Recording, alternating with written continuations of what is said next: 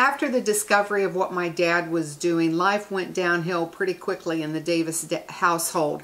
My parents divorced, they reconciled and went back together, remarried, but neither my brother or I were at that wedding, which was baffling in itself.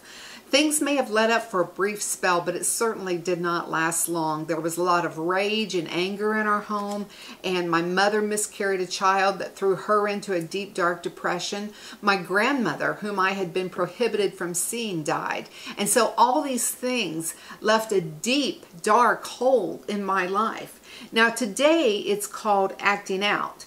Back then it was just called rebellion. And I went into it full speed ahead. It started in junior high with bad grades, and it ended up with me hanging out of a car in a stupor going down the road. I literally saw my life flash before my eyes, and I knew that something had to change. I knew that if I really wanted to continue living, something had to change, and living at that point was even debatable. When I woke up the next morning, I started thinking about getting my life back together. And that brought back memories of where true love was. And for me, that was as a little girl in the church.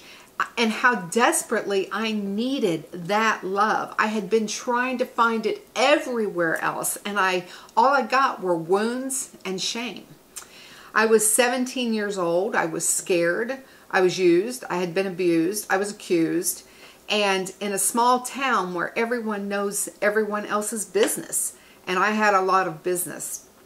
I remembered the teachers of my younger years, Betty, Jewel, Norma, and so many more that I can't remember, but who left an eternal imprint on my life, which, by the way, never underestimate the impact, the influence you can have on a child's life. So I went to the church building and I found the youth minister, and I told him that I wanted to go to church camp. And I kind of laughed because I was such a mess.